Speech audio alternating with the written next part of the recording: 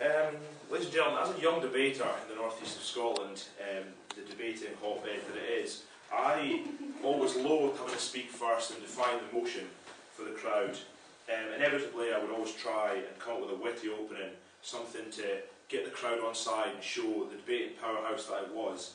And I always failed to think of anything and was forced to revert back to the age-old tradition of quoting one or two definitions from one or two words from the dictionary. Until later in my debating time and beyond, I realised that this was in fact a terrible way to start a speech, and only suitable if you haven't put in enough preparation time to get yourself ready. The Collins English Dictionary describes Ned as a derogatory term for a young working class person who dresses in casual sports clothes. Now, the word Ned is believed to come from ne'er-do-well, or to be an acronym of non-educated delinquent, but either way it refers to the colourful, flamboyant, street-dwelling urchins that many of Scotland's youth have become. The flamboyance of a young man or woman in a bright white tracksuit is a thing of beauty only rivaled in nature by the peacock. And the beauty is intensified like the heat of the sun through a magnifying glass by augmenting this all-white ensemble with the gold rope, the jauntily angled baseball cap, and the sovereign ring, which would make Liberace look like a pauper. Now, despite all the bad press that these dirty, thieving societal menaces manage to get themselves, I believe that the hatred that they draw is actually just a matter of misunderstanding. Now, throughout the next few minutes, I intend to discuss the detail of Neds and turn around the image painted by our media of these young people. There are two major areas which I'd like to focus on in this discussion in order to explain why Neds are in fact misunderstood, and these are clothing and beverages. Firstly, by the way of discussion of two great sporting icons and one luxury British fashion house, we will look at the clothes. Now, tennis is a sport which has its roots in 19th century aristocracy, and two tennis players from very different generations, René Lacoste and Stan Smith, were responsible for taking the sport to increase levels of popularity and to a wider audience by influencing young and old with the kind of beauty of their craft. Formerly two of the most famous tennis players of all time, René and Stan are now most famous for having lent their names to clothing products. René Lacoste, the iconic French tennis sensation who plied his trade in the 20s and 30s, is now best known, having died in 1996, for the pastel shade polo shirts with the small crocodile on the breast and the ridiculous £80 white tracksuits preferred by Neds. Stan Smith was an NCAA men's singles champion, went on to become one of the most prolific doubles players of all time in the 60s and 70s.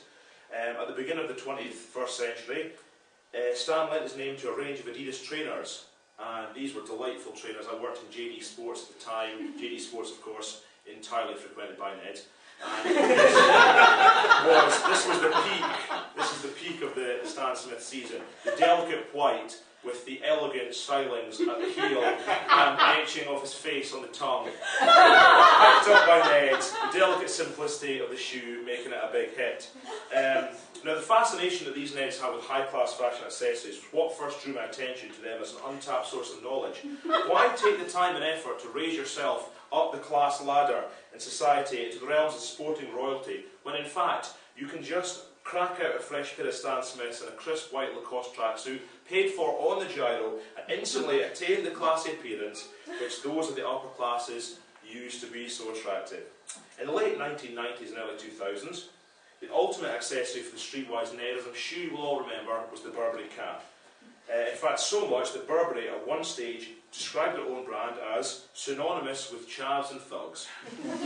Now, not only does brown tartan, a ridiculous concept in itself, look plainly ridiculous when paired with a bright white tracksuit and a pair of white tennis shoes, it is in fact a brand aimed entirely at rich old people. Now, my earliest memories of Burberry were the matching full-length jacket and hat ensemble worn by Mrs. White to Ezelethnet Parish Church every Sunday morning.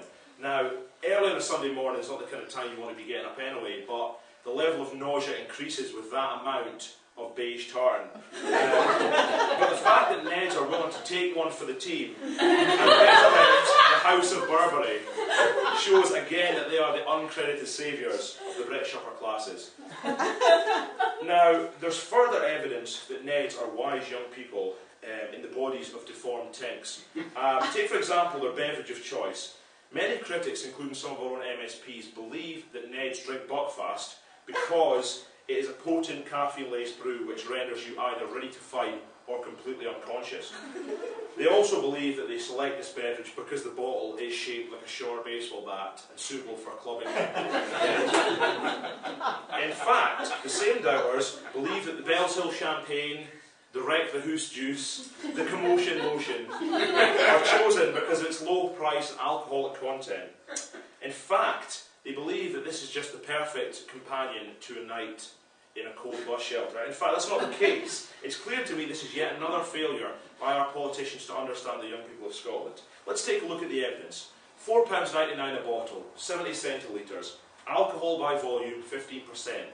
Glen's vodka, same volume, £7.99, £3 more, alcohol by volume 40%. On a simple price to liver damage scale, it's clear to see the vodka would rank higher. That would be the accountant's pick. But then why do 9 out of 10 Neds make Buckfast their tipple of choice? I will tell you, ladies and gentlemen, why that is the case. They have a penchant for petty criminality, for loutish behaviour and general anti-societal activities, and they plump for the tonic wine. The answer is clear, ladies and gentlemen. These people seek spiritual enlightenment. Buckfast, for the uninitiated in the room, is in fact a tonic wine made by monks in an abbey in Devon. It was originally advertised with the slogan, 3 small glasses a day for good health and lively blood. It's now advertised with the slogan, the name tonic does not imply any health-giving or medicinal properties. How true.